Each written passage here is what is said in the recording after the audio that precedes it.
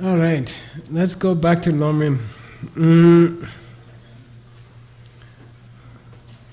So now we're talking about the great qualities of the Sangha. Sumba Gandingi Yinden Ni Nyente So Lamba. So, you know the 5 paths of evolution for a Buddhist practitioner. Path of accumulation, you're making good karma, piling up good karma, and the path of accumulation starts when you have a personal disaster, okay, a tragedy in your life, okay, you lose your husband or your mother dies in your arms, or okay, then you get interested in Buddhism because something bad happened in your life. So that's considered in Buddhism the beginning of a spiritual career. When you have a problem, serious problem.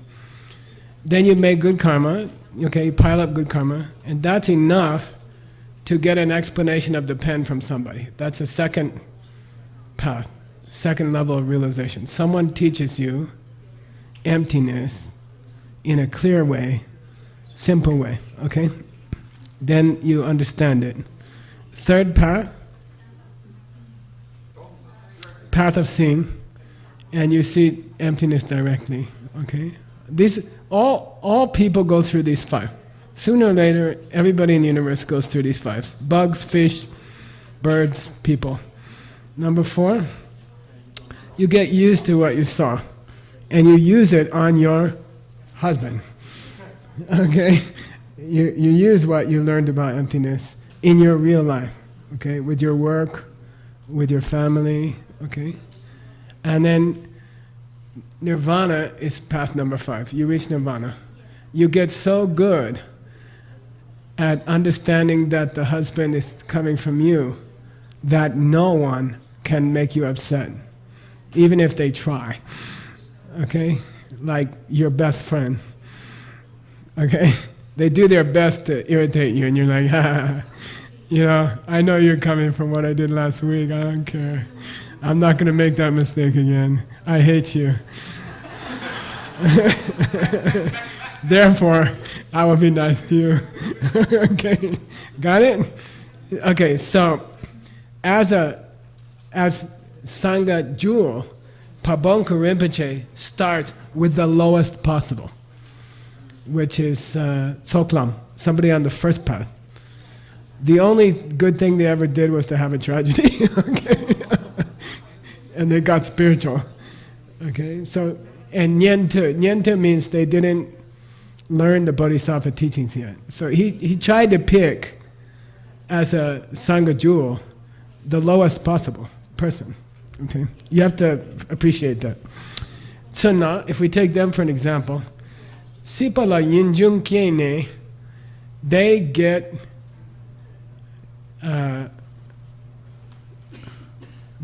sad about this life because they had a tragedy, okay? Sipa la yinjung. Yinjung means ngenjung, same thing. They get sad about the world. You know, if my mom can die in my arms, if my husband who loved me for so many years can leave me suddenly, anything's possible. They get sad about life, okay? Yinjung Kine, Solam du Shukte, and that pushes them into the first path. Okay?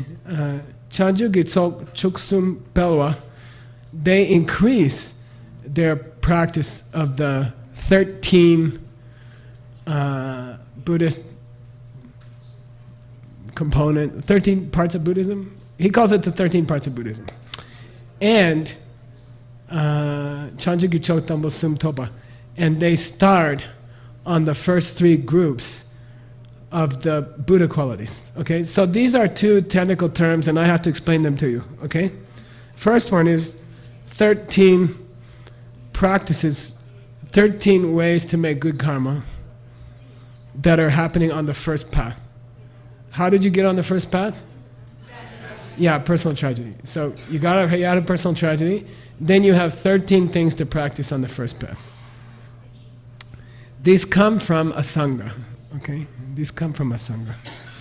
And I'm going to go straight to them. You want to go deeper? I mean, this Lam Rim's going to take like 30 years. It's okay. If I do this, it's going to take longer. It's okay? Okay. We didn't get very far in 25 retreats, but okay. Nibat Solam Chera to Shepala. Let me tell you more about that first path. Okay, I got it I went to Chim Jambayang, who lived in the 1200s, and he wrote a very famous book called Chimze, which means Mr. Chim's commentary to the Abhidhamma Kosha. So this is Abhidhamma, okay? And he's pretty cool because he's before Tsongkhapa. He's 200 years before Tsongkhapa. So it's unusual that so old that we follow it very closely. It's a big commentary to Abhidharma. After Stanley translates the long commentary on Abhidharma, he's going to translate the longer commentary on Abhidharma. I think he's scheduled to finish in 2022. That's why you have to choose young translators. Okay. So he says, that Chim Jampayang says, let me tell you more about that first path. Okay. Chenini namdu la jupe go jorlam gingaro to chingwe gewe tsok. It is collecting more and more good karma before you can reach the second path, which is preparation, okay? Preparation for what? To see emptiness on the third path, okay? The second path is called preparation path. So the first path definition, make enough good karma to get to the second path, okay? Which is the door to emptiness, you see? Because the third path is seeing emptiness directly, okay? What it means is, after you have your personal tragedy, you have to collect enough good karma to have somebody teach you the pen. Got it? I don't know why she didn't throw it to me. Okay, so really, the definition of the first path is to just make enough good karma until you meet someone who teaches you the pen. Okay, it doesn't have to be a pen, it could be anything. It could be a cell phone. You know, I use cell phones nowadays more because kids don't use pens nowadays. At all. They don't need them. They don't use them for anything. WeChat killed pens. Okay. Naro the Junwe Gewe Tsokso. Okay, that's the definition of, okay? It's the making enough good karma to reach the door of emptiness, which is the second path, which is where someone will teach you pen, okay? There are two examples. One is called extraordinary first path, and one is called ordinary first path, okay?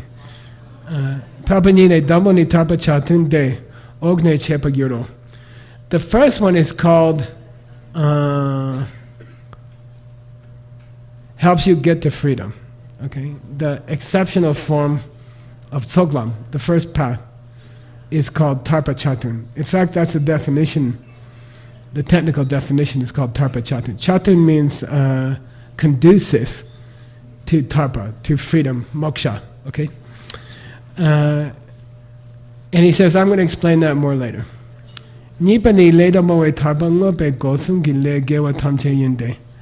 The second kind of first path is where a person tries to collect lots of good karma and dedicates it to reaching freedom. Freedom normally means nirvana, okay? Deyandini tsune tudang samden be shepa ne shine ki lamni ki padu shepadang kun le tule soki lam kanshena. Then he quotes Samuchaya, and he says, what's the definition of Tsoklam? Soso ke with sutum dang. The morality followed by a person who has not yet seen emptiness is first path. Wambe go damba. They control their senses. They control their talking. They control their eating. they control their listening to rock and roll, sort of. Okay, like they control they don't have too much sex, they don't go crazy about it. You see, they control their senses. It doesn't mean you can't enjoy food. It doesn't mean you can't enjoy intimacy with your partner. It just means you protect your senses. You don't overload them, the circuits. Okay. Seikitsu shepa means to judge correctly. Tsu means the measure of your food. To judge correctly how much you should eat. Okay. It's about a third of what you eat now. Okay.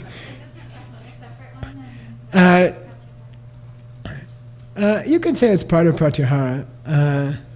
It's to carefully judge how much you eat. And bite by bite, you know? Like 6 bites, okay, 7 bites, too much. Okay. By the way, part of taking refuge, one of the vows of taking refuge, is to thank the Buddhas every day. Buddhas, lamas, bodhisattvas. Thank them every day by offering the first part of your food. Okay, so before you drink a tea, you go, you offer it, and then you drink a tea. Okay, some people forget. They go like,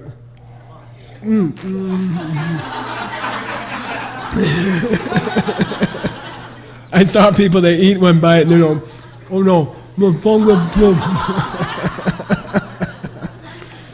Okay, so in English we call it grace. Grace has many meanings. The word grace has many meanings. But in English, it can mean offering the first part of your food, offering the first part of what you drink to your teacher, to the Buddhas, to bodhisattvas, okay? So my Lama taught me many graces, food offering prayers. My Lama taught me many of them. And I took my favorite 6 and I put them in your meditation book, okay? And let's go over them now quickly, since we're on the subject of food. This is before you eat and before you drink, okay? Even if you're just going to have a cup of tea or a glass of water, then a Buddhist should first offer it to their teacher, and it's a nice way to show appreciation for your teacher or for the Buddhas, okay? There's a famous story of Lama Söpa Rinpoche that he does so many food prayers. He took a long flight. They offered food, and he offered it so long that they were landing, and they took the food away from him. He didn't get to eat the food because he was offering for like an hour. Okay, so don't do that. But you can, offer. So, okay, if you're in a rush, okay, I'll teach you the emergency offering. You just say Om Ah Hum, okay? Okay, by the way, some people say Hum, it's not Hum. It's not H-U-M, that's a mispronunciation. H-U-N-G, Hum, Hum, like French. Hum, Hum, Om Ah Hum, Hum, Hum. Okay, good. Om Ah Hum. 3 times, okay? So even in super emergency, you can't just do 1 time. Okay? You can go Omahu, Omahu, Omahu. It means bless my body, speech, and mind. Okay, bless my body, speech, and mind. Om, ah, hum. Okay, hum. So you do it 3 times. Omahu, om. If you're in a rush, okay. If you're not in a rush, you should memorize these prayers. Especially if you're learning Tibetan. This is what they teach kids in the monastery. They teach them the Buddhist grace. So grace in English means food offering. It's on page 21. First one's on page 21. I'll give you a lung, okay? I'll give you a lung, oral blessing. Tumban lame, sangye rinpoche, gyoban lame, danjun rinpoche, temban lame, genden rinpoche, gamne gonjo sumna chababo. Then eat, okay. I make offerings to the three supreme jewels, to those who are my shelter, matchless teacher, the precious Lord Buddha, matchless protection, the precious holy Dharma, matchless guides, the precious Sangha. Okay? That's basic food offering. Okay? Everybody learns it. Okay? You can memorize it in English. Okay? That's very, very basic. Everyone should know that one. Okay? The rest are optional. This one you should know. You're taking refuge while you offer your food, right? Buddha, Dharma, Sangha. Okay? So I called it a grace to the three jewels, okay? Okay, number 2. Page 23, yeah. This is also very important. You're offering the food or the drink to your teacher, okay? Could be lineage teachers, Buddha, Nagarjuna, Tsongkhapa. It could be your mom or your dad, especially if your name is Tina Lu, you have a wonderful mom and dad.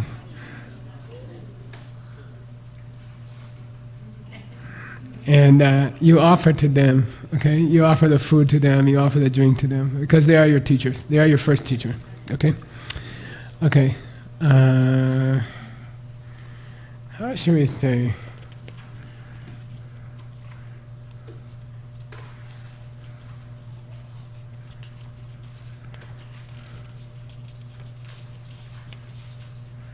Let me see. Okay.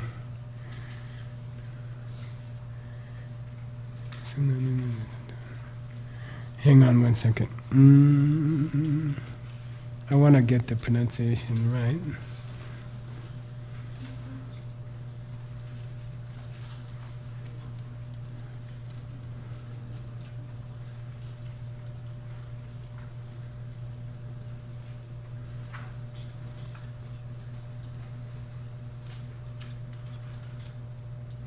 Okay, you ready?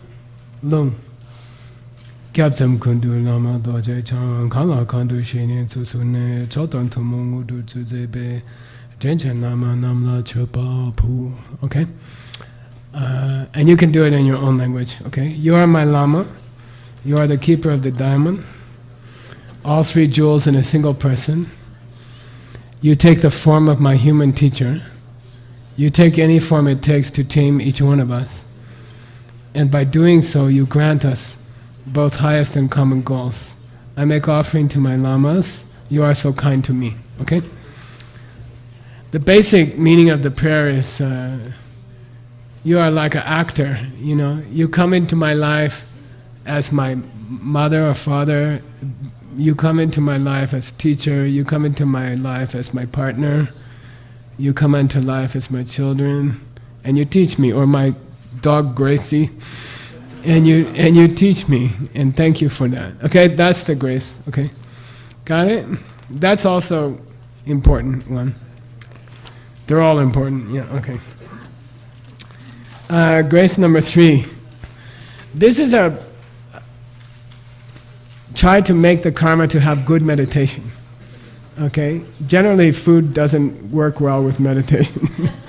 But in this prayer, you are offering your food and you are praying that everybody should have a good meditation. Okay? Ready? Here's the lung. Shezaroga deba yitoba later the nigga sechana debe puedo adidaki jonan things in sela jopa show. Okay?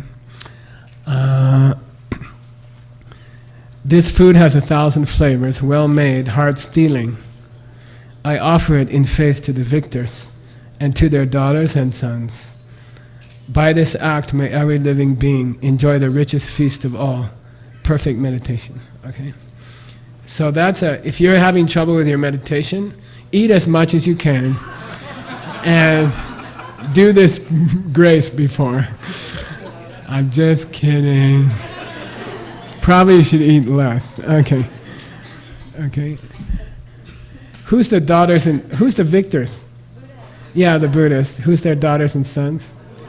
It's a name for bodhisattvas. Okay. So you're offering this food to Buddha and the bodhisattvas, and you're dedicating the karma that other people should enjoy the tasty French fry called shamatha. Okay? Got it? Okay.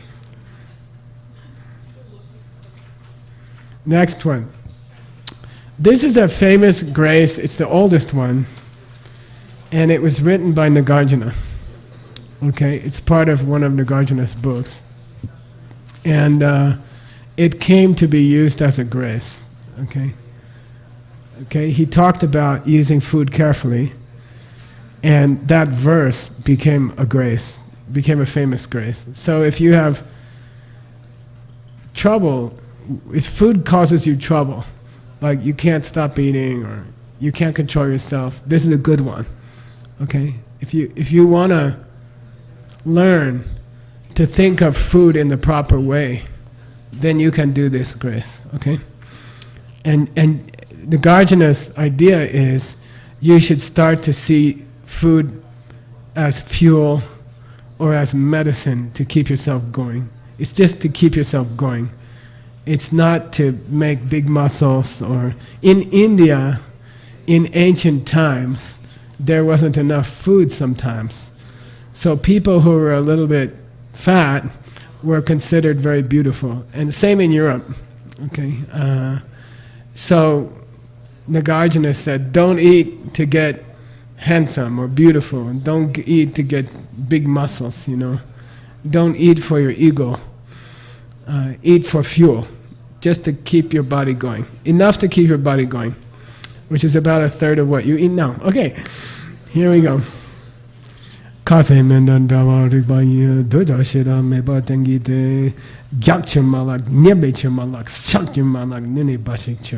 it for that, don't do it for that, don't do it for that. It's like that. Okay? Malak. Not for that. Okay? I will see this food as medicine, as fuel I can use to destroy my desire and anger. Not to look strong, not to look beautiful, not for my ego, but only to keep my body going today. Okay? That's Nagarjuna's grace. Okay, number 5. This is a prayer. If you're a Tsongkhapian, people ask me, are you a Buddhist? I say, no, I'm a Tsongkhapian. It's better. Okay.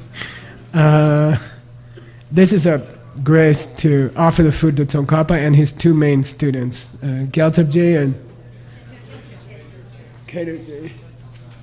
This is Gyaltsabje on Tsongkhapa's right, and Kedubje on Tsongkhapa's left, and that's Tsongkhapa in the middle. Okay?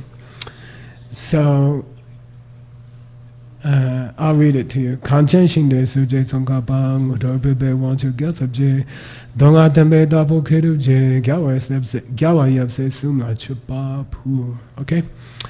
And offering the first part of your any meal, also snacks. If you're American, you can do a lot of prayers all day, because every snack you can offer, make offering. So if snacking becomes a great opportunity to make some good karma.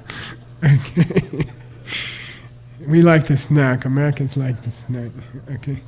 I make offering to the victorious ones, to the father and his sons, to Tsongkhapa, spiritual innovator, here in the land of snows, to Gyaltsabje, absolute lord of logic that reveals the truth, and to Kedubje, great master of the open and secret teachings.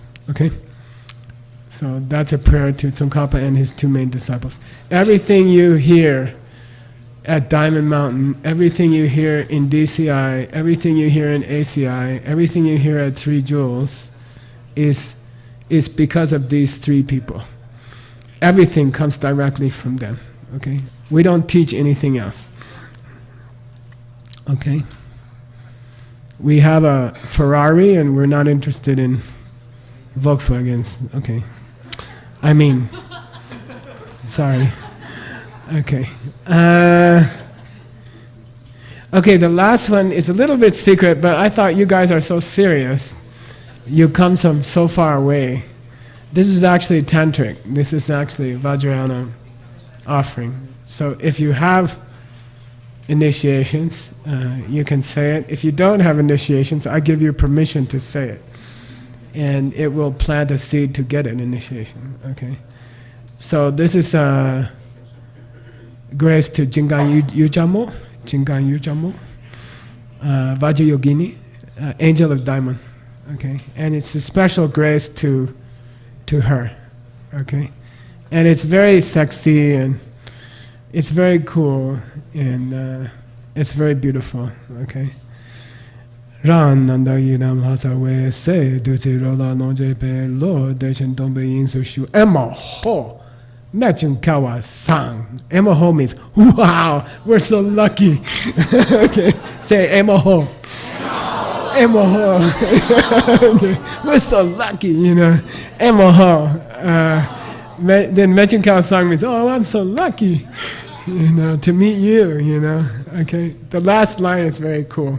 Wow, I'm so lucky to meet you, you know, matching kawa sang. Okay, then in tantric practice, you see yourself as her. Okay, you are actually offering the food to yourself. I'm already Buddha. I'm this lady Buddha. I'm a lady Buddha. That, by the way, in Buddhism, that's the highest Buddha. Is the lady Buddha. Okay, so I'm the lady Buddha. Okay, I'm the protecting angel of what seems and what is gone. Okay, of what seems and what is gone. We met these two today. You tell me who it is. She said the two husbands, right? Did you? Yeah, she got it. Okay, what is gone is shopping. Okay, it means empty. No husband like that. It's gone. Never was there. Okay, got it? And what seems is the Nick. Okay, looks like my husband. That's dependent origination. What is gone is emptiness. Okay, and she is both. This angel is super cool. She has 50-50, emptiness and dependent origination. Okay. I savor this taste of this food as the nectar of deathlessness. So she's not eating calories. She's eating deathlessness. Amrita. If you want to mispronounce it, you can say Amrita. Okay. Say Amrita. Amrita means to die very much. Okay. Amrita means to never die. Which one you want? Amrita. Okay. Yeah. Okay. So, by the way, if you're interested, Amrita means no death, right? Nectar, which is the Greek, means free from death. Nek means death, necrophilia, and tar comes from tara, to cross beyond. So the Greek is the same, nectar. It means amrita. It's the same word. We call nectar, right? And it sends my mind, this food is not food. It's nectar, deathless nectar. And when I put it on my tongue, it goes bam, and my mind goes into emptiness. You know, like I eat a French fry, poof, then my mind goes into emptiness, okay? It's like that.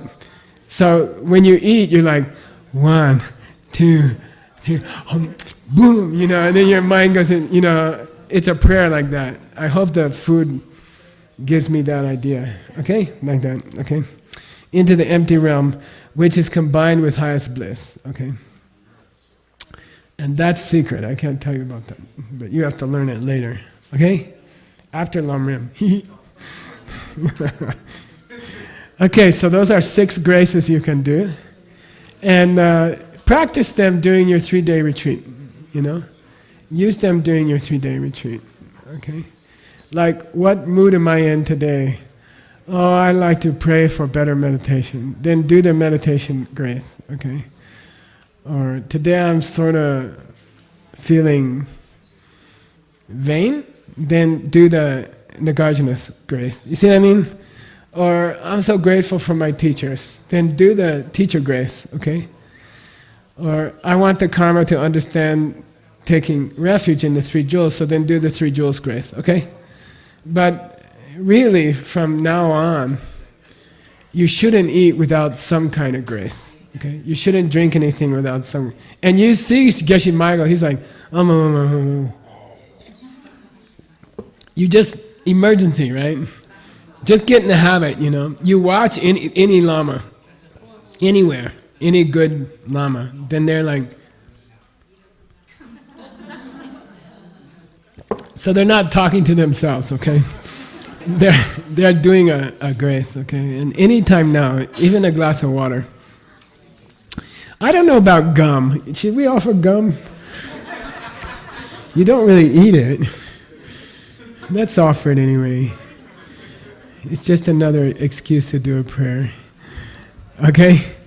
So learn to do them and practice them during this 3-day retreat, okay? Okay. And, you know, after a week you should memorize them, something.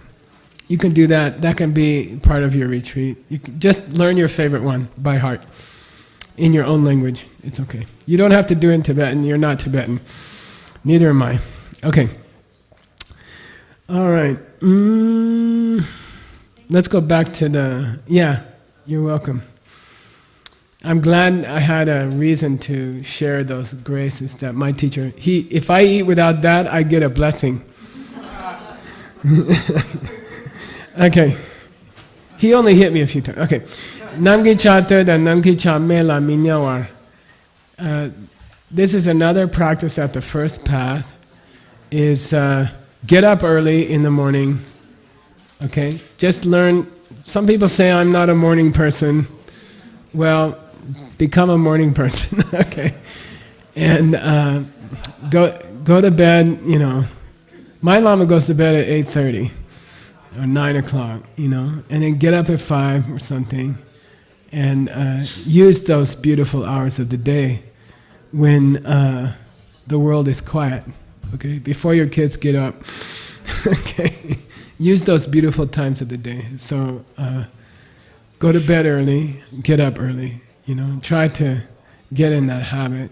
You'll be much, much more productive also. If you just want to be a business person or something, if you learn to get up early, you're much better. You do much better. If you don't eat too much, you can get up early, okay? All right. Sheshindu Gumbagawa. Then take joy in your life. Yang kan gyur gyur begewa shendan, tupale chungwadan, sambale chungwadan, gomale chungwe shirab kyang rung te shepa.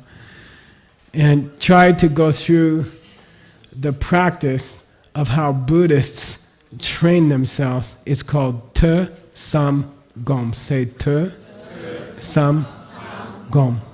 Te sam gom. This is Buddhist education. Number 1, go to classes. Go to classes. Go to classes. Over and over and over. Okay? For many years I never missed my teacher's classes. He taught the alphabet. A, B, C, kakaga. And I went. And I sat in the back. Because I don't want to miss anything, you know. And I'm really happy I did that, okay? I never missed a class. Then sometimes later I had to travel during the diamond business and I would miss some classes, but don't miss a class, okay, if you can help it. So that's te. Samba means when you get home, think about what you learned, and one of the best ways to do that is to talk it over with your friends, okay? Like, when Dharma people get together, they should talk about what happened at the last Lamrim class. Don't talk about Trump. It's hopeless, okay? Just don't waste your time, okay? Talk about what you learned in the class, okay? And don't talk about movies, and don't talk about, you know, the 3 irritating Dharma students that come to every program. Now you have to figure out whether you're one of them, okay? And just talk about Dharma. And then Gom means, of course, meditate on what you learned, okay? Now we got to the third This is the 13, okay? This is the real 13. This is where I got it from Chim Jampiang, okay? Here we go. Number 1, Daktan Shen Jorpa means make it a practice to serve other people, you know.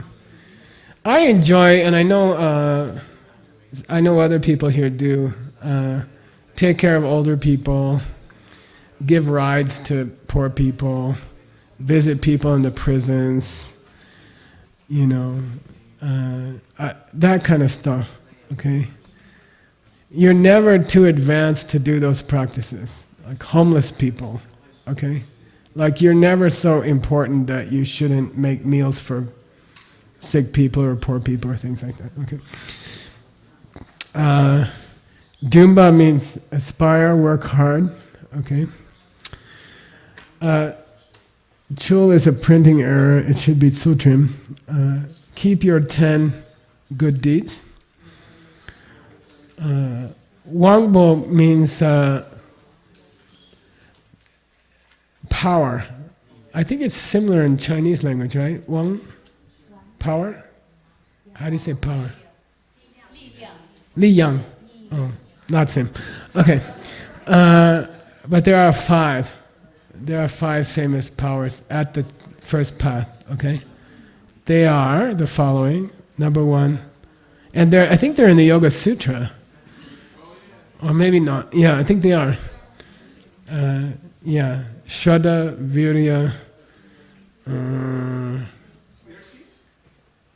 Smriti, Samadhi, and Prajna, probably. Something like that. Depa means faith. Faith. Okay? Belief. Shraddha. Yeah. Shraddha. Sundra means enjoy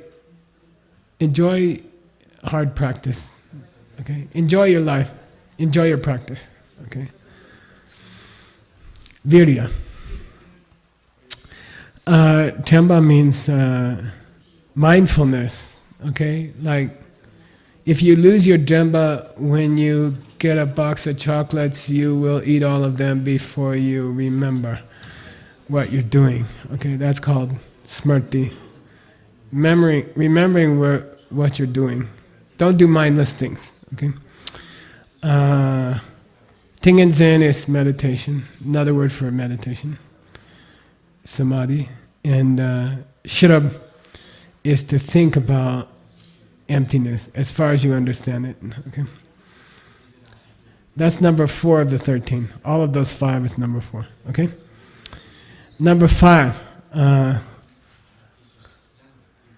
say, again, here it refers to eating carefully, okay? Learning to eat carefully. Learning to eat carefully takes many years. Some people never learn. They die before they learn to eat, you know. It seems like eating shouldn't take any knowledge, but it takes a lot of knowledge to eat properly, okay? Minyao means don't oversleep, you know. Go to bed early, get up early. Early to bed, early to rise makes a man healthy, wealthy, and wise. Okay, it's true. Sheishin Dunichopa means keep a mindfulness, you know. It means be careful what you say to people, be careful what you do, even when you're tired, even when you're busy. Watch yourself and act carefully. Gewei Shenyan means find a teacher and serve them. Find a teacher and serve them. Okay? Serve the Dharma. Take your time. Go slow. Check many people.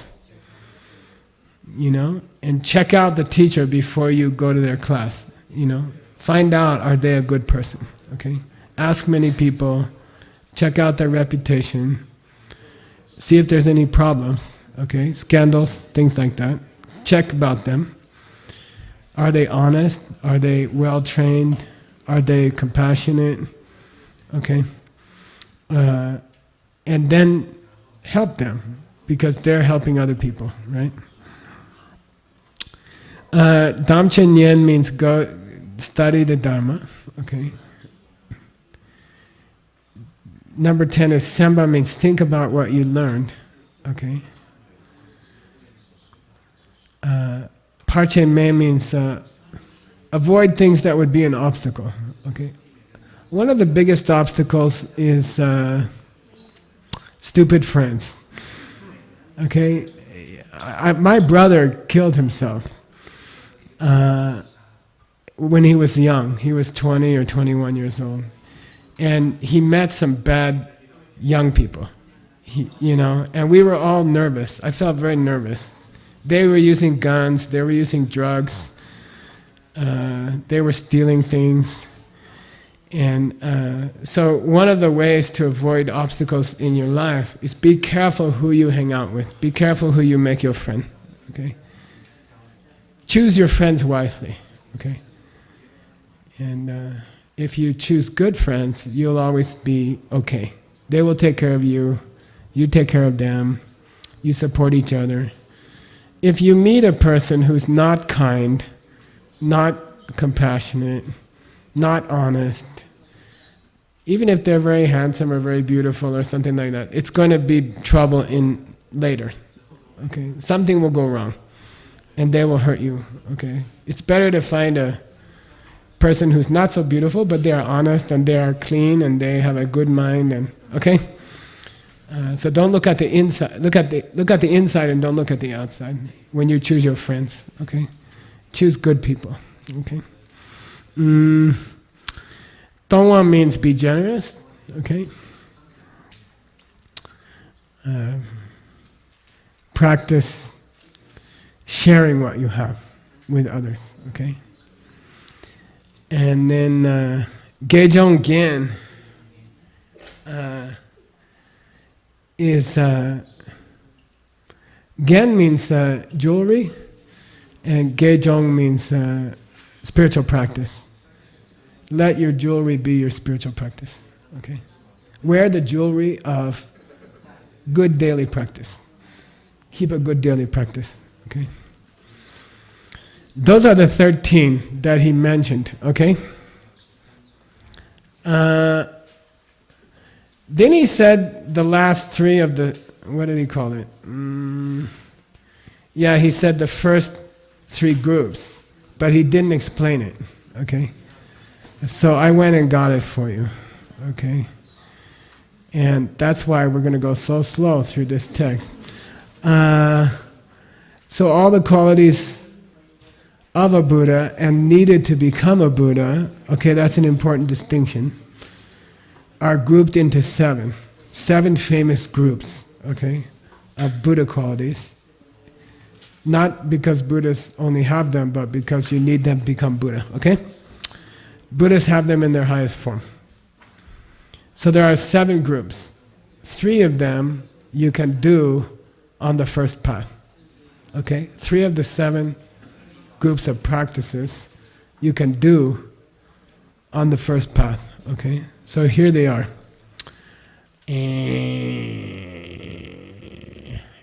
Sorry, Chamba, Nyersha, Shi. Chamba, Nyersha, Shi. Okay.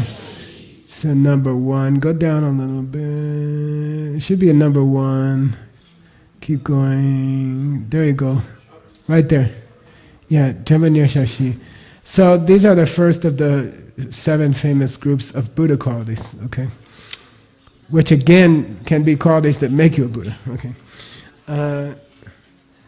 And it's a bad people translate it as, are you warm? Are you okay? You okay? You okay? Okay. Let's make it democratic. How many people want air conditioning? Raise your hand. How many people don't want air conditioning? Okay, you win. So there's a bad English translation, it's close recollections, the 4 close recollections. It's a ridiculous translation. You never go up to somebody and say, I had a close recollection today. You can say I had a close call with my wife or something, but, okay? So I would just call it like, I don't know, awarenesses, the four kinds of awareness, okay? The people get hung up on Sanskrit prefixes. Like if they saw the word consciousness, they would say knowing together. You see what I mean? They get, anyway. Tlakton gongka ki mik nam shi. It's four parts of vipassana. It's 4 parts of vipassana. If you want to butcher that word, what can you call it? Vipassana. Okay. Okay, that's a mistake. Okay. It's vipassana. Pash means to see. Vib means very well. Vipassana is a deep meditation. Okay, and by the way, it's not meditation. It's a kind of understanding the pen. Vipassana, understanding the pen. Shamatha, deep meditation. They always go together. So when you think vipassana is a meditation, it's wrong already. You're already wrong. Okay? Alright. Then you go deeper. So anyway.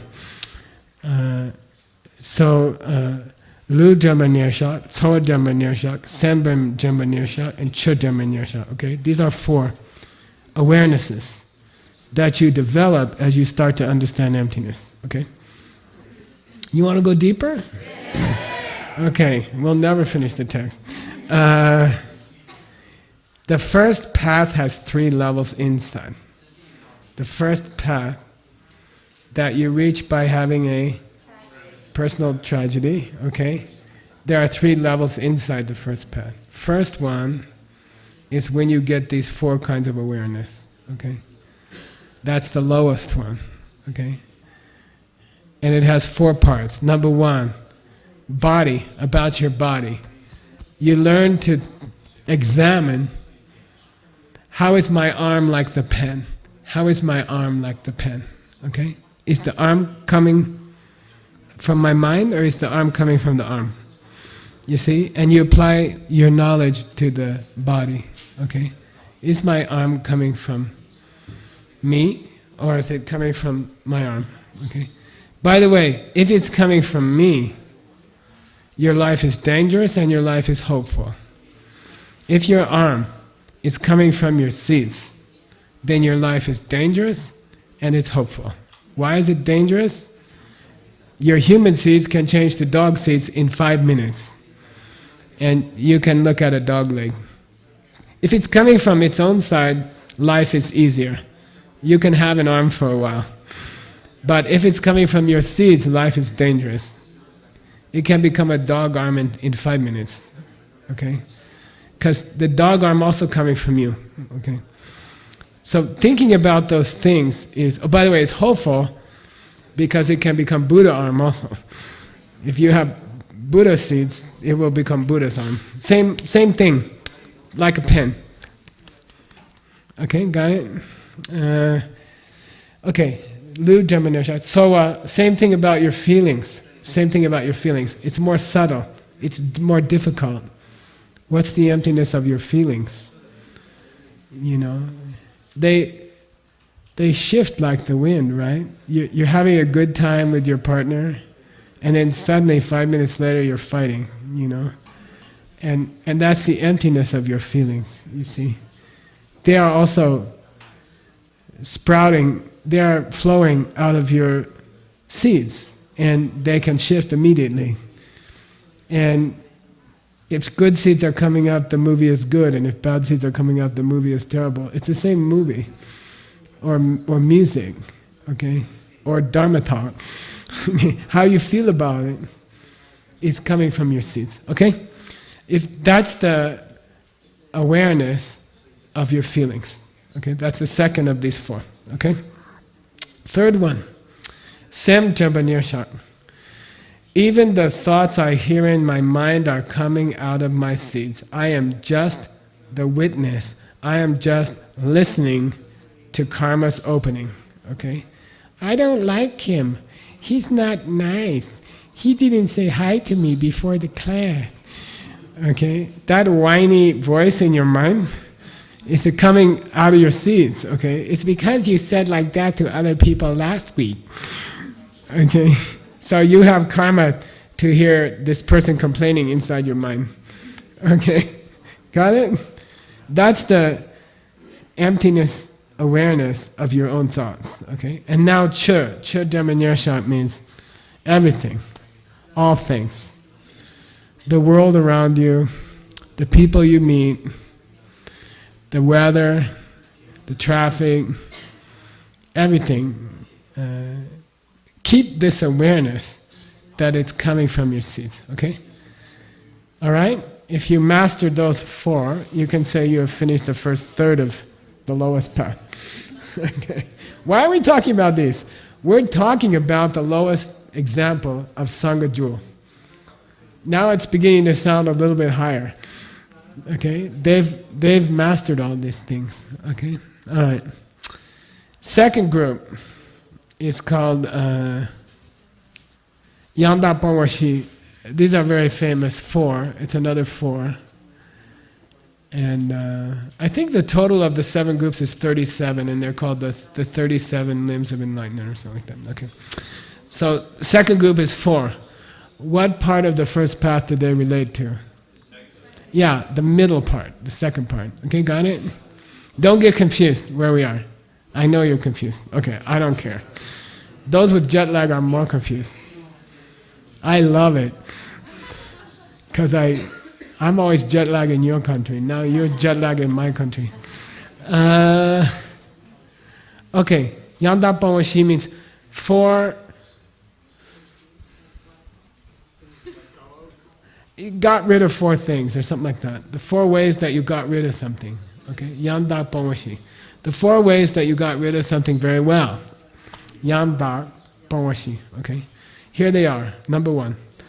Mi gewa kepa pongwa.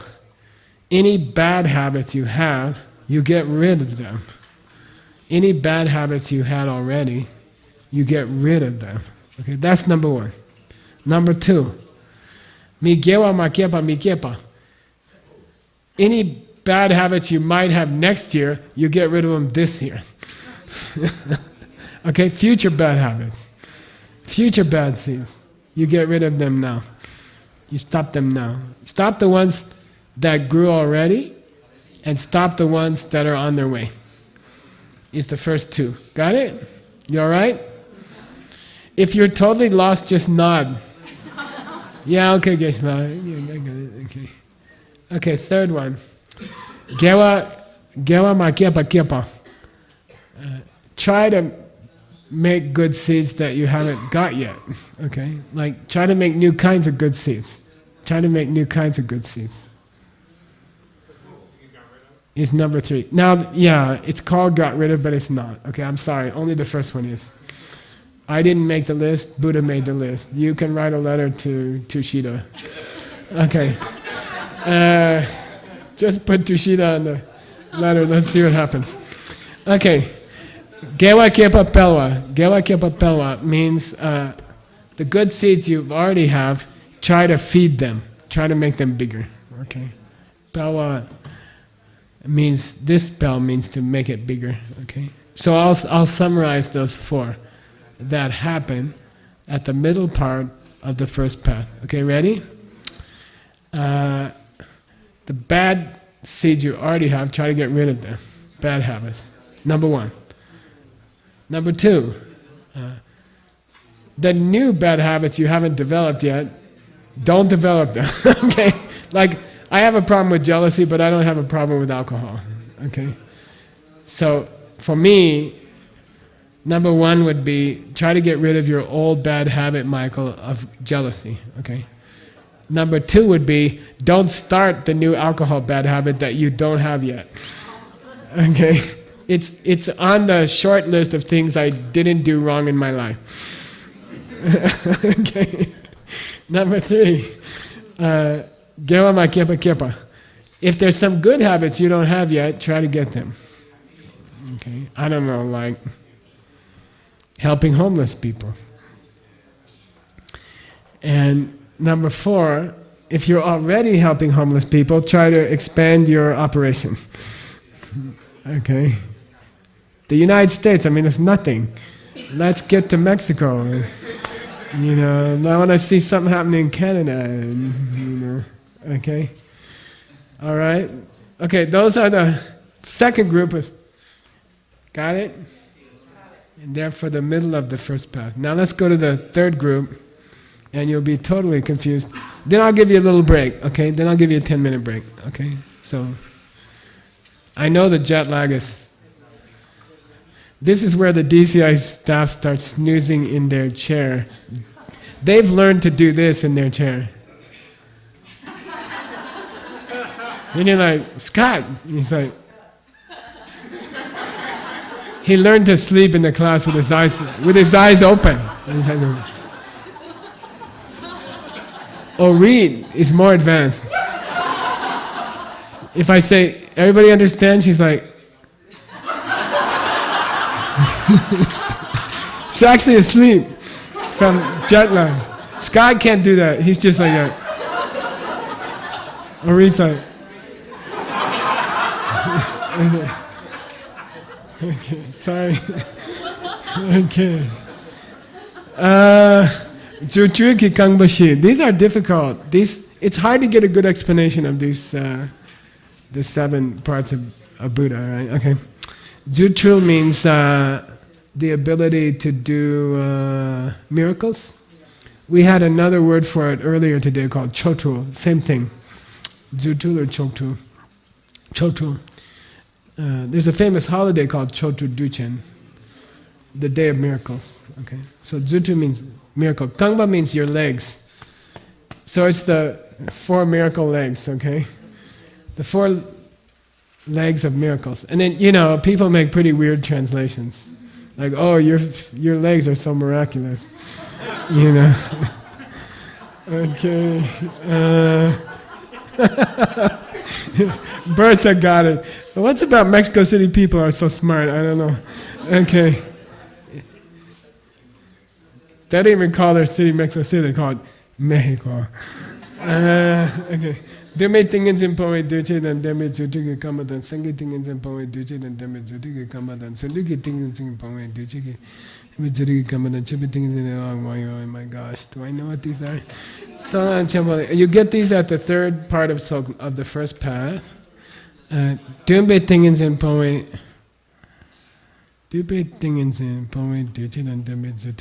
I gotta look that up for you. I'm not happy with this. Let me do it later. I'll do it tomorrow.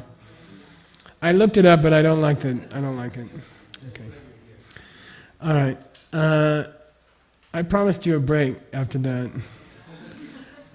Okay? Okay, let's start.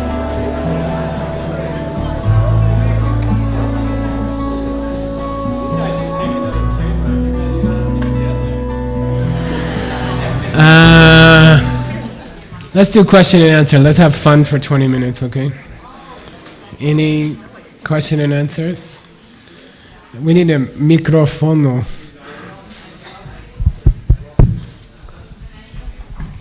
Jenny had one. La Jefa, Singapore. Thank you, Geshe. Just now you talk about 13. The last one, the number 13. I just want to confirm. Is it you wear the jewelry and you do the practice every day? Is it like this meaning? The jewelry that you wear is your practice. Is your practice? Yeah, there's no physical jewelry. It's okay. It's just metaphor. Okay. Thank you. Yeah. But if you want to wear jewelry in practice, it's okay. What's the karma of a desire for food? Karma of what? Desire for food. Too much. Oh, yeah. I don't know. If I knew, I wouldn't have a problem myself. I think part of it might be sharing bad food with other people. Like giving people yotiaos or, instead of vegetables. Like I think part of the bad karma of having a food problem might be that we don't help other people to eat good food. We give them... It's very common in America, and I was brought up in America, to give someone bad food as a gift like chocolate or cake, or you see, many people give me a box of chocolate, you know, and finally I learned to throw them out in the airport after I go through customs. You know, I say goodbye, everybody, thank you for the chocolate, and then finally I learned when I go through the passport, on the other side I throw it out, you know. So maybe part of that karma is encouraging other people to eat bad food, I think, yeah. Like in America, if you like somebody, you make them a cake or you make them a pie, and it hurts them. Really, you're hurting them. Diabetes is very serious, and many people die from diabetes. I think it's number 3 cause of death. And you get it from eating those things. So I think maybe we need a culture where when you give a gift of food, you give something healthy, you know. Carrot cake. Anyway, that's how I'm thinking right now. Yeah. Vivian, you have one? 老师，您说这个我们种种子最重要的是动机，动机占种子的90%。那关于这个食物，我也想知道，就是如果我们感应到一些结果，比方说冥想的时候昏沉，那它的深层的种子一定是给予了别人一些不健康的食物。但是如果我们去找这个因的时候，我们知道其实是带着美好的动机的，但为什么还会有这样的果呢？我感觉到很困难。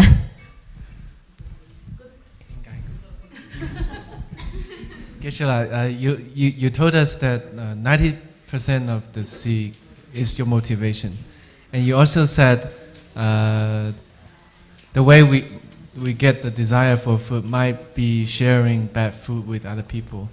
But what if we share the bad food with good motivation? Yeah, I think most people do, which is probably why you're still alive.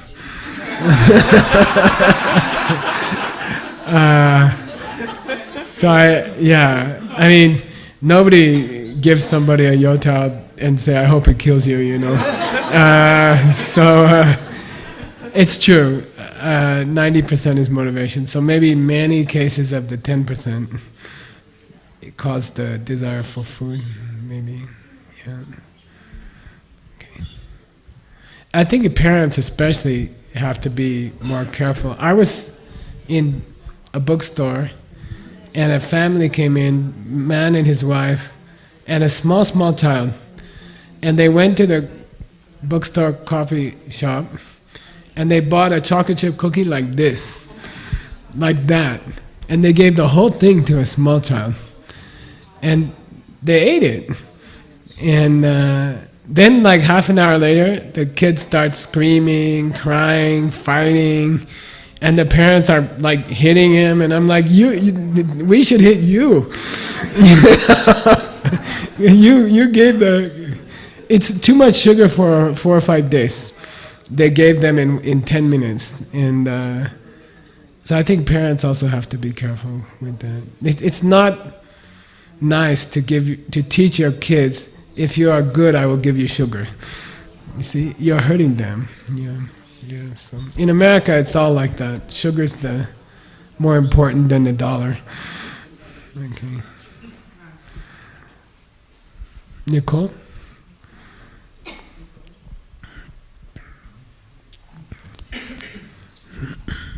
Thanks for the opportunity to ask questions. So when you reach shamatha and you have the seeds that have the direct perception of emptiness, are you having a dissolution that's similar, that happens at the time of death? Is there something happening with the withdrawal of that consciousness? Is it similar or is it different? Or is there a stopping of the breath? I would like if you could talk a little bit more about the difference between those two processes. Okay, please. Good question. I think you've heard me say many times, according to scripture, when you see emptiness directly, your central channel opens completely. And that's the physical cause to see emptiness directly. And in Buddhism, the purpose of yoga is to help the central channel to open completely. The purpose of yoga is to see emptiness.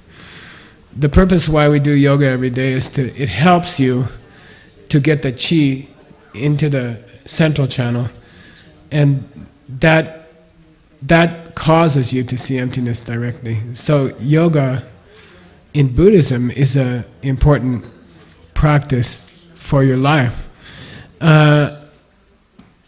In our group, in our immediate group, it contributes to what you learned in the class. It supports what you learned in the class. If you do yoga regularly, and I don't mean this standing on one hand and, okay, that's fun. If you can do it, it's fun. I like it. But just a regular, gentle, good stretch yoga practice every day. Not like super Anatole, okay? Just pleasant stretching, some good cardiac thing. It helps your central channel open. If the central channel opens, you see emptiness directly. The central channel opens 2 times naturally during your life. One is during orgasm. When you have a sexual orgasm, for a few seconds, just for a few seconds, uncontrollably, right? Your central channel opens. And then when you die, at that point that we talked about, the crystal point, your central channel also opens for a brief period. And so in the natural flow of life and death, your central channel opens during those 2 circumstances. And I have a theory that the reason people are so attracted to sex, I mean obsessed with sex, almost everybody. Sex is the most common word looked up on the internet, for example, by a lot. I think it's the craving for seeing emptiness. You see, I think they are connected subconsciously. People don't understand it. They're driven by that urge, but they don't understand that maybe it's a spiritual instinct, that gets made common or low. But it's so that the desire to have the central channel winds flow, I think, is a high thing, and you can use it for that. You should use it for that. So that's all. Is that your question? I was asking about, well, thank you for that answer. I was asking about, during the direct perception of emptiness, is there a dissolution process? Yeah. And is there a kavaya kumbhaka that occurs or something? I'm just curious, the yogic... The opening of the central channel during the direct perception of emptiness is exactly the same as this opening of the central channel for a few seconds during orgasm, and exactly the same as the opening of the central channel for 5-10 minutes as you die. Same opening. I wouldn't call it a dissolution, okay? I don't think they would call it a dissolution, but the result or the final stage of it is the same. Yeah. But one is done with control, and one is done, sort of like a beast, I mean, it just happens, you don't know what's happening. So. The first 2, the direct perception of emptiness and orgasm are more pleasant, whereas well, death no, is a little I would bit more say scary. The direct perception of emptiness is much more pleasant. So so that you can't really be having a fear at that time of, because you're at a platform of physical and mental fluency that's very blissful, right? In the direct perception of emptiness. So you can't be, if it opens, it's not like, No, there's no, fear is an unchanging thing, and the object of the sense of fear is not ultimate reality. During that experience, it's impossible to perceive any existing entity which is not ultimate reality. You can't be aware of fear, you can't be aware of joy, you can't be aware of your own mind, you can't be aware of yourself. You are just chula chushakpa, water poured into water.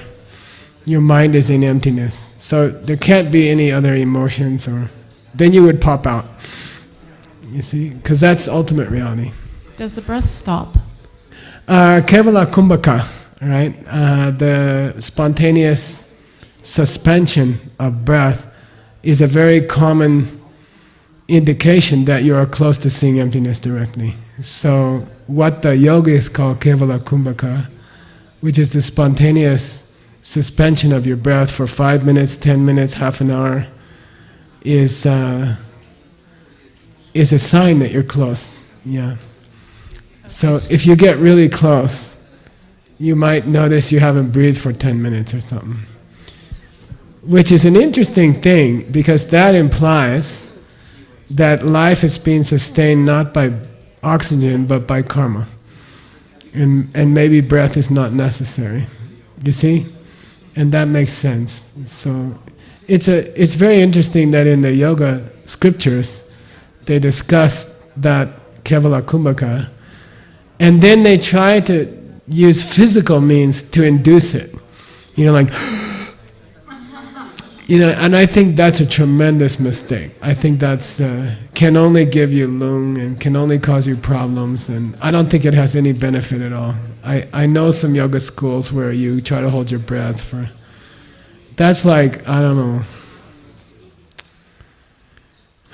I don't know. It's like trying to have an orgasm by eating cookies or something. You know, I mean, it's just, there's no connection. You know? I mean, maybe, I don't know. But, no, I mean, to me, it can be very harmful.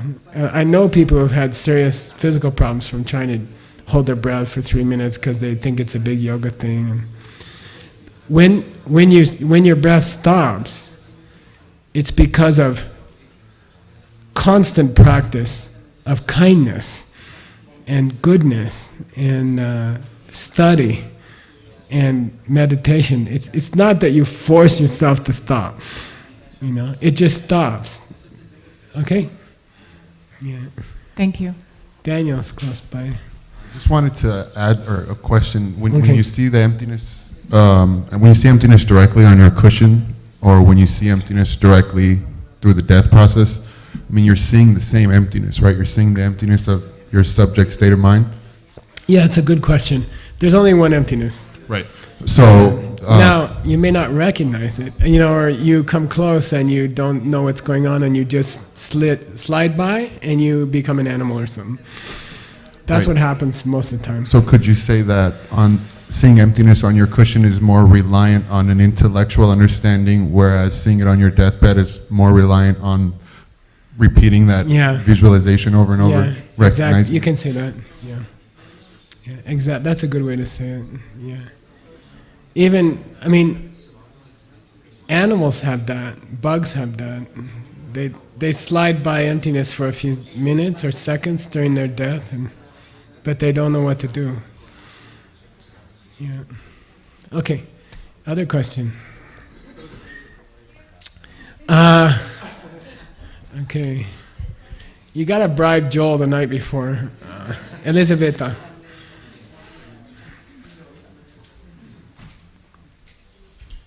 Thank you, Geshe, so much for teaching us. So you said to avoid obstacles and like stupid people and people who can harm you.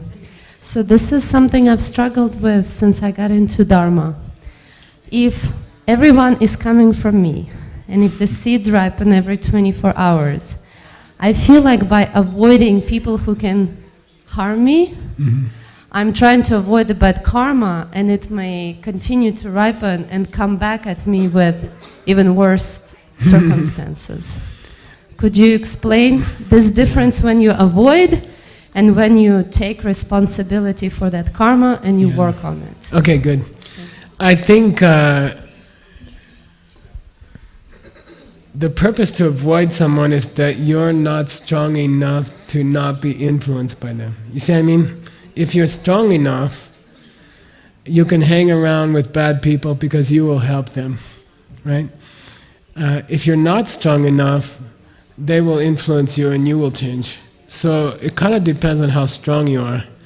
You know, if you're really strong, you can hang out with, you know, be honest, I was in the diamond business for 19 years.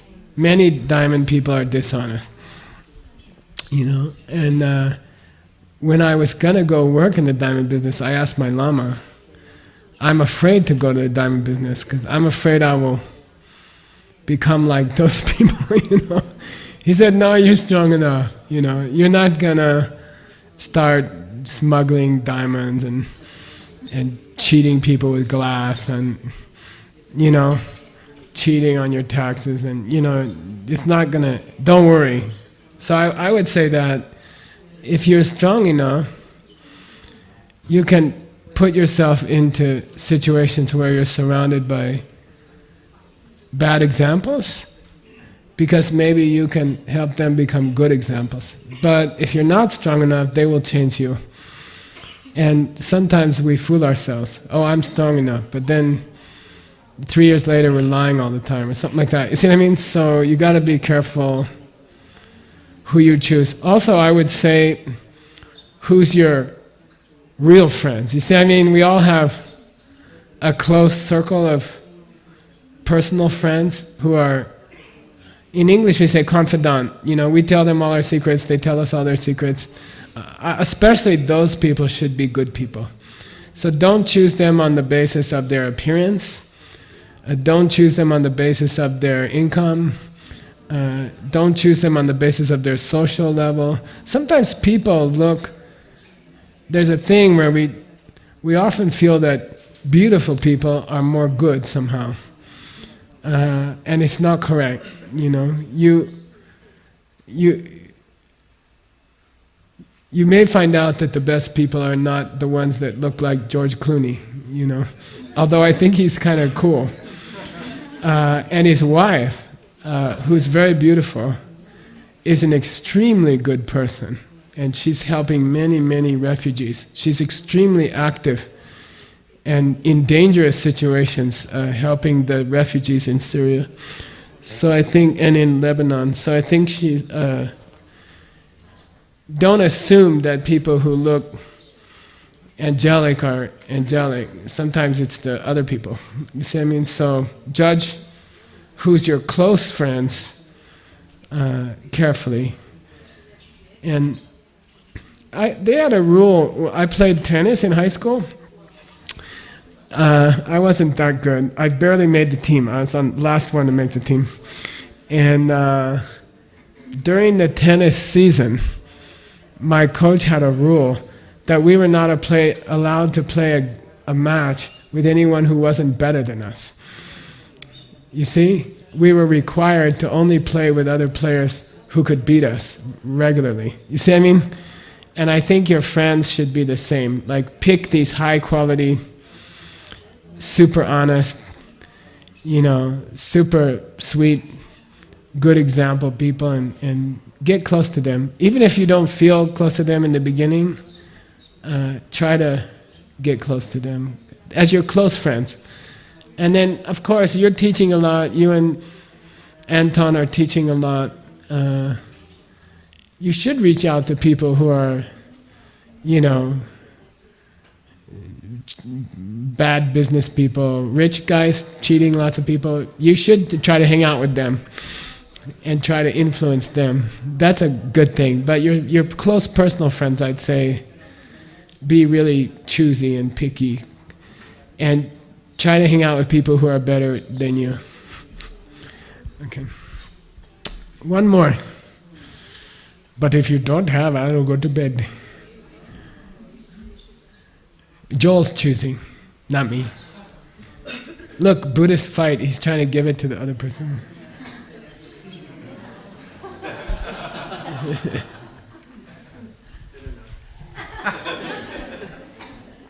Buddhist fight.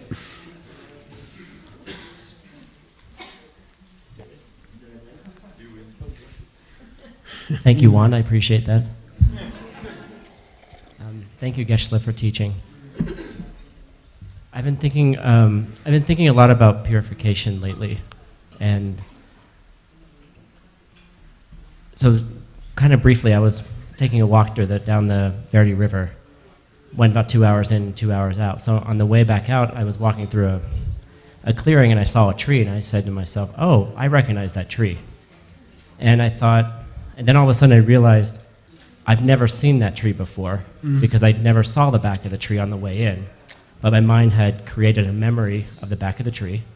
And then I was like, oh, I'm not actually looking at anything I ever saw. It was never there to begin with. So I started thinking about that in terms of negative seeds or even positive seeds, where if I did something in the past, in that moment I had I planted some, I saw the complete thing happen, but I never saw the backside of that, right? So in purification, if I had that kind of view, then that negative seed almost doesn't have that power that it may have had before, because I'm recognizing that I never actually, the other half of it wasn't even there. Like if I'm just putting percentages on it. And I'm wondering if that's a helpful way of seeing that, or if that's sort of what kind of happens in purification, because I'm not quite clear on how does one purify a negative seed. My answer is with one of the meditations. It's number...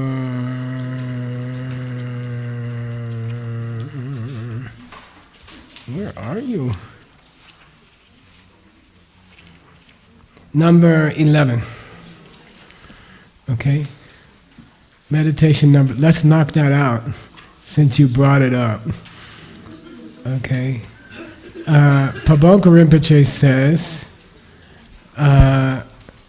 protection is retroactive. Okay? So it means if you did some, this is the guy with the umbrella, okay? If you planted a bad seed in the past, and then now you take refuge by thinking about the second husband, right? It damages other bad seeds. It infects the other bad seeds. The habit of thinking about the pen damages old bad seeds. Okay?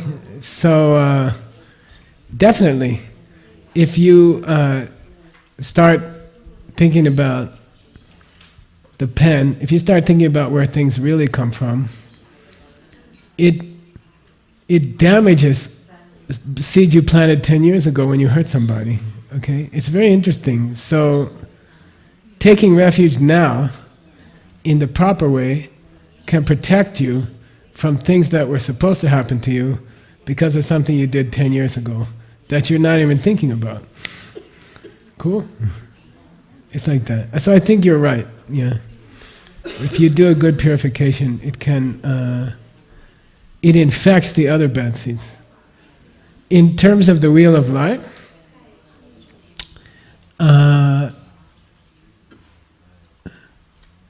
8th and 9th links are called desire. Initial desire and advanced desire. The guy eating a big McDonald's dinner and the monkey reaching out far on the branch for some fruits. Those two, they trigger number 10, which is ripe karma. They make karma ripe, and they involve misunderstanding the seed. So what's interesting about karmic seeds is, the more you understand them, the more you damage the negative ones and you reinforce the good ones. It's interesting. It's called scorching. In Buddhism it's called scorching. Understanding seeds scorches bad ones and renders them impotent. It's very interesting. The more you understand the way seeds work, the more you damage bad seeds, just by understanding them. Okay? The best way to damage a seed is to understand it. Cool? Something like that. All right.